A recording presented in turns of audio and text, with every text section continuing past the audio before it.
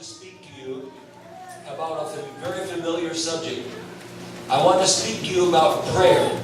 And I know that all of you believe in prayer. I believe in prayer, you believe in prayer, and we all believe that God answers prayer. We have had in our family, over the last 6 months, 3 very specific answers to prayer. In fact, I would say 3 miracles in our family. They are very long stories and very detailed stories, but I'm going to very briefly tell you about all 3 of them in just a few words in order to encourage you in the faith. Our daughter, who is the oldest of our children, about 1.5 years ago, went for a physical examination. The doctor discovered that she had an ovarian cyst. And he said, you need to watch this very carefully and have it checked later on in not too distant future, because this could be very serious. She moved from Phoenix, Arizona to Honolulu, Hawaii with her husband, where they assumed another area of work in Honolulu. And as a result of the move, she didn't attend to having a checkup again.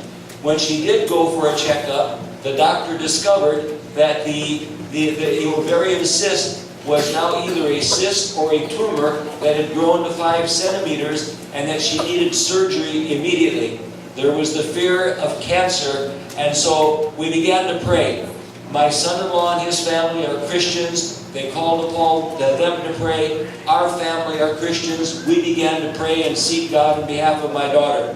The day came last March when surgery was performed, and when the surgeon performed the surgery, he didn't find a cyst, he didn't find a tumor, and he didn't find cancer.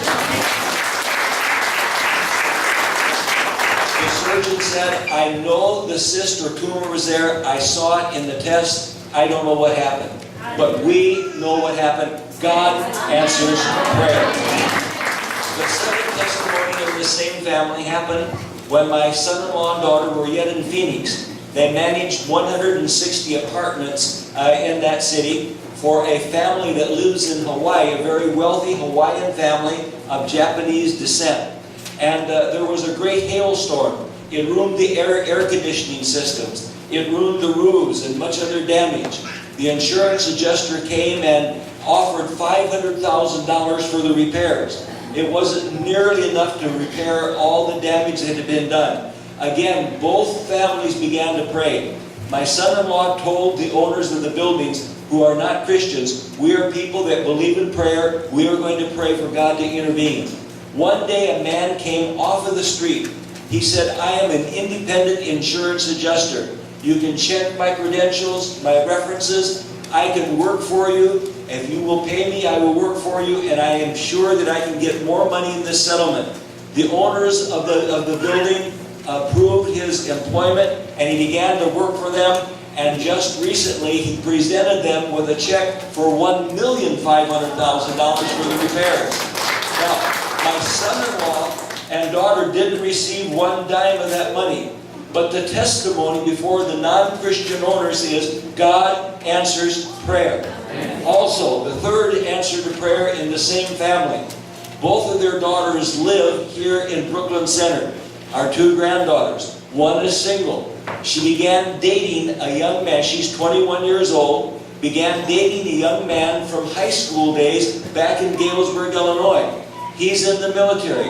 He is not a Christian. The family was very concerned because the relationship was growing and becoming more serious. Again, both sides of the family began to pray. God intervened, and suddenly they broke up.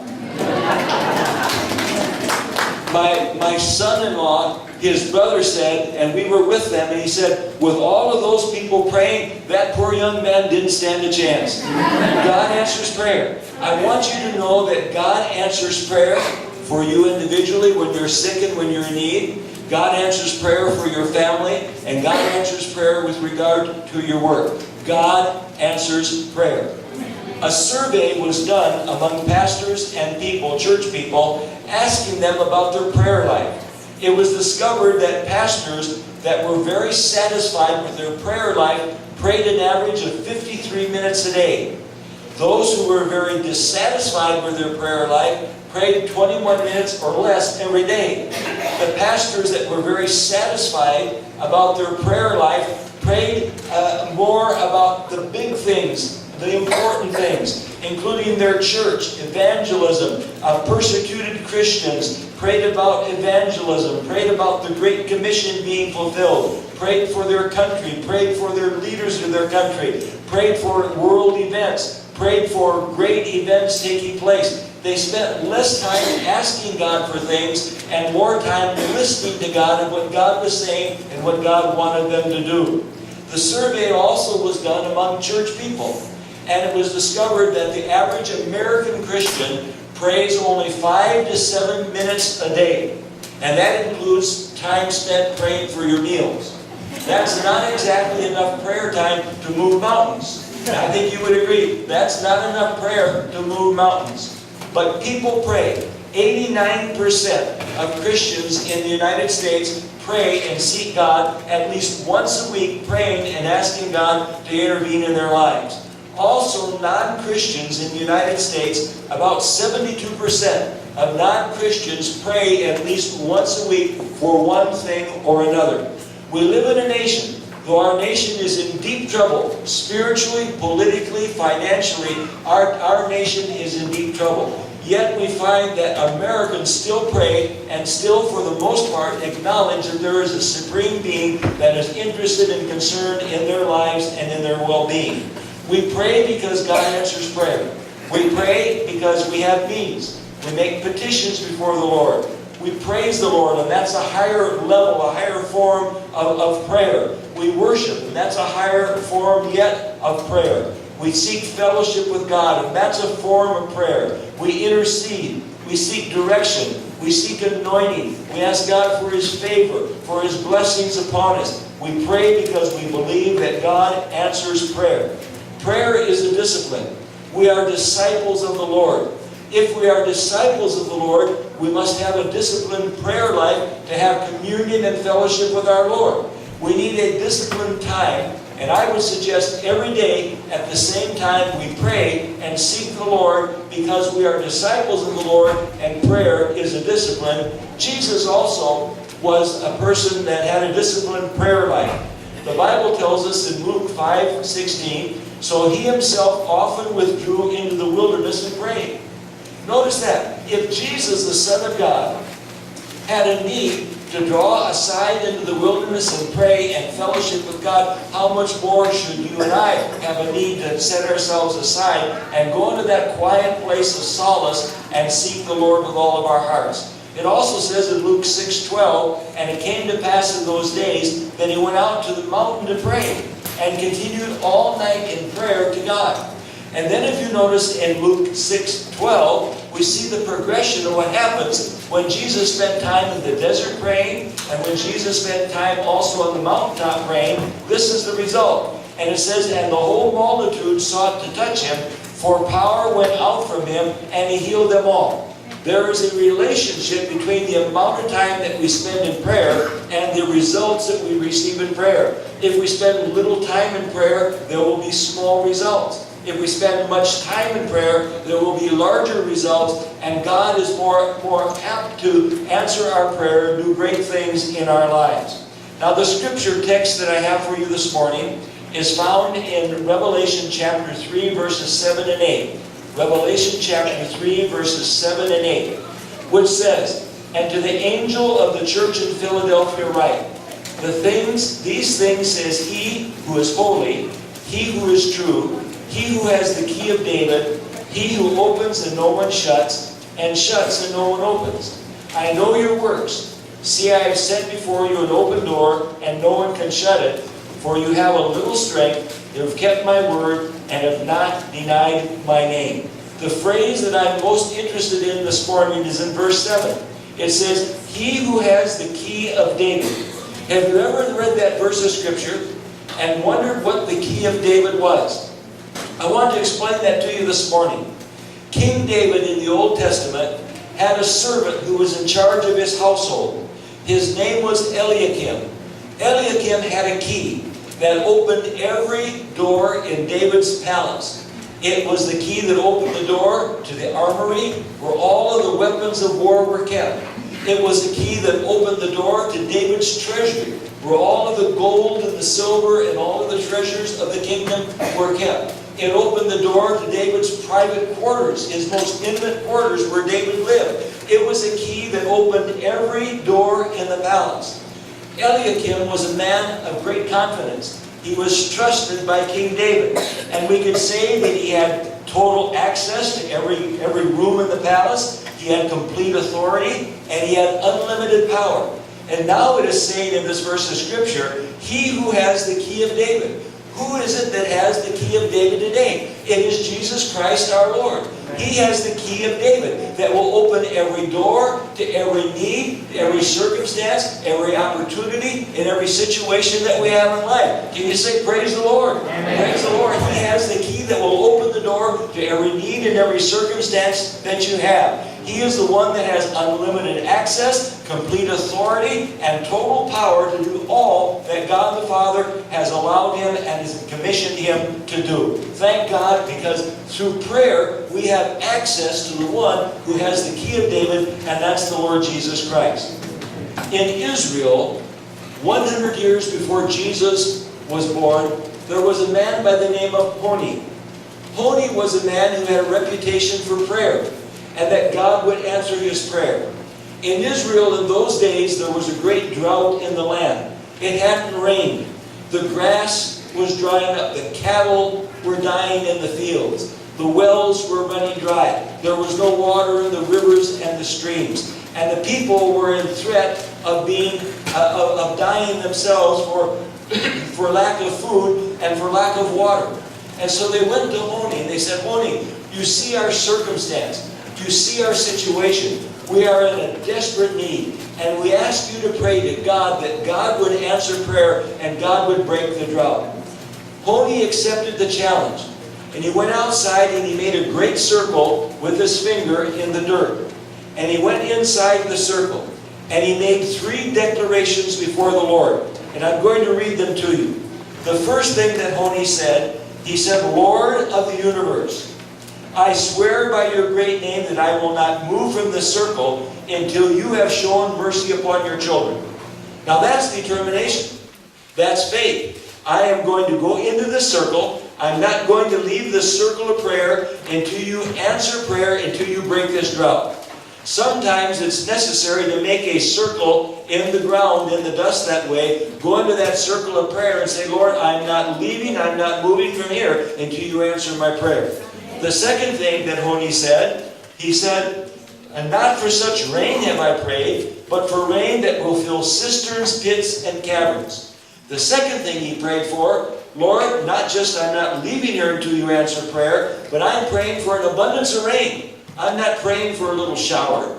I'm not praying for a little sprinkle, but I'm praying for a great rainstorm. I'm praying for the storm that will send rain, that will break the drought, that will fill the streams, will fill the rivers, will fill the wells, and so that there will be an abundance. If you're going to ask God for something, not only go into the circle of prayer and be determined to stay there until God answers, but ask for something in abundance. If you're going to ask for something small from God, you're probably going to get something small. If you're going to ask for something big, great things, then God is probably going to answer you the great answer to prayer. The third thing he said, not for such rain have I prayed, but for rain of your favor, blessings, and graciousness. So I'm in the circle, I won't leave until you answer. I'm praying for abundance, but I'm also praying for a spiritual blessing. I'm praying, Lord, that you will send the rain of your favor, the rain of your blessings, and the rain of your graciousness. What a wonderful model of prayer that Honi made. I want you to notice something. Honi prayed specifically for something that was in great need. God often doesn't answer vague prayers. He answers specific prayers. The 2 blind men that were along the road when Jesus came, Jesus said, what would you have me to do for you? They didn't say, well, for a little bread today or for a few coins. No, that we might receive our sight. They knew exactly what they needed. When you go before God, know what you need and ask God specifically, and He answers specific prayers. There are 3 elements in prayer that I want to call to your attention today. They are faith, they are persistence, and patience. You remember the story in chapter 18 of the book of Luke? We find the parable of a widow woman who went before the unjust judge. And she asked him to give her justice. But he didn't want to be bothered by this old lady that came to him day by day. And finally he said, I'm going to give her justice, not because I fear God, not because I fear man, but because the old lady's bothering me. And I want to get rid of her. And so he gave her justice. Jesus turned that around and he said, if the unjust judge would answer the widow lady and give her justice because she was persistent, how much more will the Son of God? Will he answer those that call upon him day and night and give them the petitions that they ask before him? And verse 8 of chapter 18 of the book of Luke says, and when the Son of Man comes, will he find faith on the earth? There are three elements to receiving answers to prayer. There is the persistence, there is the faith, and there is the patience. Now, I don't do too bad with faith. I think I have faith. I think I'm persistent. I think I can be stubborn at times. I can hang in there. I know what it is to hang in there and get the job done. But I'm not very patient. I'm not very patient. Maybe that's a North American trait. I want everything done now. I want it immediately. I want it done yesterday. I want it done quickly. But you see, in prayer before the Lord, you have faith, then you have that persistence, and sometimes it takes a long time, and then you also have that patience waiting for God to move and to do things. And sometimes we don't receive because we leave the circle of prayer too soon, and we're not persistent enough, and we're not patient enough, and we don't have sufficient faith, and we give up before God answers prayer. I want to say to you that oftentimes God begins with answering prayer in small ways. God gives us the perception to recognize the small things that God does, and when He does those small things and we build upon those small things, then that opens the door to receive larger things from Him. Remember the story of the parable of the 5 loaves and the 2 fish? Began with small things, and 5,000 men, plus women and children ate. And later 7 loaves and a few small fish, and 4,000 men plus women and children ate. And then Elijah went to the widow of Zarephath and he said, a great drought in the land, what do you have in the house? She said, a handful of meal and a little oil in the jar. Bring them to me. He said, that's enough. And he multiplied those, and she had sufficient to provide for her during the drought. And the story that I really love is Elijah. He spoke to Ahab, the wicked king, and he said, there will be no rain in the land until I speak by my word. 3.5 years went by. Ahab the king was very upset. Jezebel, his wicked wife, was very upset. They sought to kill and find Elijah, but God hid him. They couldn't find him. And finally one day there was a great confrontation. And Jezebel and Ahab brought 450 prophets of Baal. And I won't go through all the details of the story, but they had this confrontation in which both prepared a sacrifice. And they called upon their God and nothing happened. And Elijah called upon the Lord God Almighty. He answered by fire and consumed the sacrifice that they prepared. And then he killed all 450 of the prophets of Baal. And then he says to Ahab, get in your chariot and go to your palace. Go back home, because I hear a great rainstorm coming. Wasn't a cloud in the sky. That's the way God works. Wasn't a cloud in the sky. He began to pray and seek God. And he took his servant, he said, go up to the top of the mountain and look out across the sea. That's the Mediterranean Sea. And he went up to the mountain, trucked all the way up to the top, came all the way back and said, I don't see anything up there. Go back again. He went back the second time. He came back and said, I don't see anything. He said, go back again the third time. Poor guy was wearing out, going back and forth up and down the mountain. Went up 7 times. And finally came back down. He said, I see in the distance that looks about the size of a man's hand. And Elijah said, it's sufficient. It's sufficient. It's sufficient. You see, God begins with small things to answer prayer. He begins with small things to do great things. And He multiplies that. And we embrace those by faith in the Lord and by persistence and also by patience. And God multiplies that into doing great and mighty things. Let me ask you a question. When you have a great need and you're seeking God, are you seeking for the answer or are you seeking God? Someone made this statement. If you're only seeking the answer, you might not find the answer. But if you're seeking God, you will surely find God and most likely find the answer to your prayer. There is a difference between only seeking to receive what we ask before the Lord and seeking God, who has in His hand the answers to all of our needs and all of our circumstances in life. Listen to the scripture, Mark 10:27. But Jesus looked at them and said, with men it is impossible, but not with God, for with God all things are possible. And God does the unexpected. Sometimes God leaves us perplexed. Sometimes we stand back and say, I never thought that God would work in that way. Your building that you are seeking to do, I would venture to say, as you continue to pray and seek God, that God will do some extraordinary things. He may leave you perplexed. He may close some doors for you and say, oh Lord, where are you? Why aren't you answering our prayer? But then He'll do some surprising things and you stand back surprised and amazed. Look what God has done. That's the way God works. Why? Because it brings honor and it brings glory and praise and worship to His name. The day of Pentecost, it says in the book of Acts chapter 2 and verse 12, so they were all amazed and perplexed, saying to one another, whatever could this mean? And that's what God does. We stand back amazed oftentimes and perplexed and saying, whatever could this mean? What has God done this time? I want to say to you that prayer and the will of God are very important. Scripture says in 1 John 5:14, now this is the confidence that we have in Him, that if we ask anything according to His will, He hears us. Many things of God's will are revealed right here in Scripture. And those are easy to find.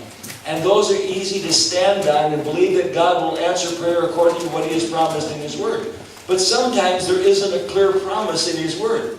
Sometimes it isn't clear. And so sometimes it's difficult to determine what the will of God is. And again, I want to return to this whole element of faith and persistence and patience. The story of Abraham in the Old Testament.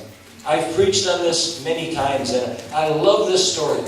God calls Abraham in chapter 12 of the book of Genesis. And He says, Abraham, come from your country into the new country. And wherever your eyes look, I'm going to give this land to you. And I'm going to make of you a great nation. And all of the nations of the earth will be blessed in you. And I'm going to give you a descendant. It didn't happen. We come down to chapter 15. And God speaks to him again and reaffirms His promise to him. And he continues to walk before the Lord. Come to chapter 17 of the book of Genesis. And Abraham reminds God of His promise. He says, I don't have an heir yet. Only the servant in my house, he apparently will be the heir of all that I have. But I don't have an heir. No one to inherit my things and to fulfill your promise. And what does God say? Walk before me and be blameless. Wow. Walk before me and be blameless. Another translation says, walk before me and be perfect.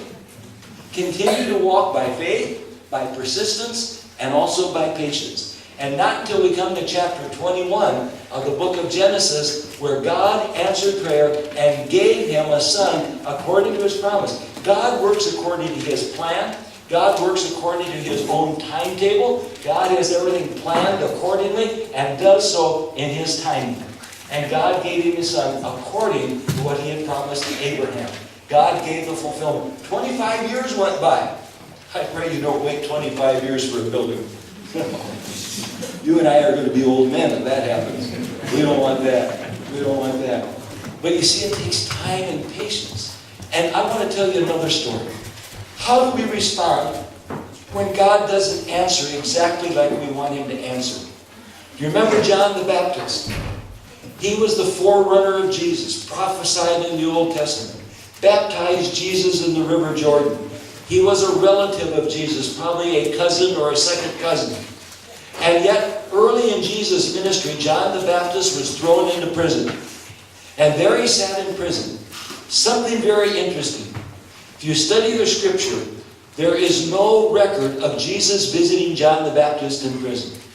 If he's a relative, if he's the one that says, this is the Son of God, declared who Jesus was, and he's in prison and Jesus doesn't go and visit him. There's no record of him sending his disciples to the prison. Say, John, how are you coming? Here's some extra food. Here's some extra things to help you out in your time. And finally, John's sitting in prison. He's wondering, where is the Lord? Have you ever wondered, where is the Lord? Where is the Lord in this situation? John surely thought, where is the Lord? Why doesn't he come? I don't hear from him. So finally, John asked a couple of his disciples, go to Jesus and ask him, are you the Son of God? Are you really the one that we were expecting, the Messiah? Should we expect another? Doubt began to develop in his heart. Over that time period, you see, oftentimes when the time goes by, we can allow doubt to come in our hearts and our lives and stop walking by faith or move out of the circle of faith. And Jesus received the disciples, and he didn't send him a direct answer either. You know what he said? Go back and tell John. Didn't tell him, I'm the Son of God. I'm the Messiah. No, he said, the blind see, the deaf hear, the mute speak, and the lame walk. That's what you're going to tell him. You see, sometimes God doesn't answer in the way in which we expect. Sometimes there is a silence from God. But I want you to know, in the midst of the silences of God, it doesn't mean God doesn't care. It doesn't mean God isn't there. God is there all of the time, but he is fulfilling his will and his purposes, and asks us to continue to walk by faith in persistence and in patience before him. Here's a wonderful scripture. Deuteronomy 29:29. The secret things belong to the Lord our God, but those things which are revealed belong to us and to our children forever, that we may do all the words of this law. There are secret things that God has that he just has not told us. Listen to that again. There are secret things that God has that he simply has not told us about. And that's where faith comes into being, where we walk by faith in that persistence and patience before the Lord. I want to say to you, the Bible exhorts us to pray. You know these scriptures. Pray without ceasing. In everything give thanks, for this is the will of God in Christ Jesus for you. 1 Thessalonians 5:17 and 18. Also in Matthew 26:41. Watch and pray, lest you enter into temptation. The spirit indeed is willing, but the flesh is weak. Again in Romans 12:12. Rejoicing in hope, patient in tribulation, continuing steadfastly in prayer.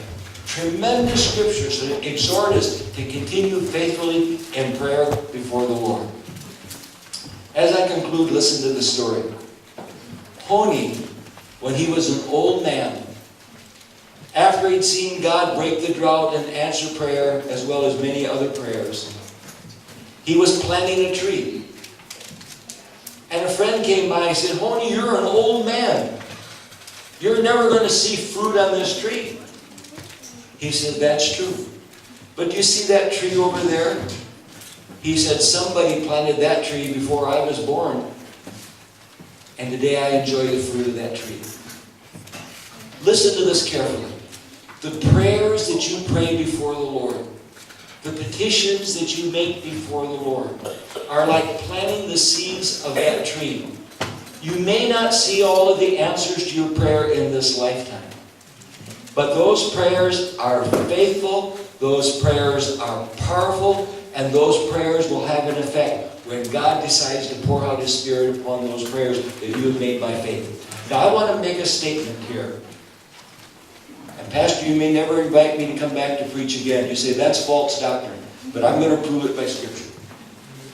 I believe this with all of my heart. Your prayers and my prayers are eternal until God answers those prayers. Just like Honi planting that tree.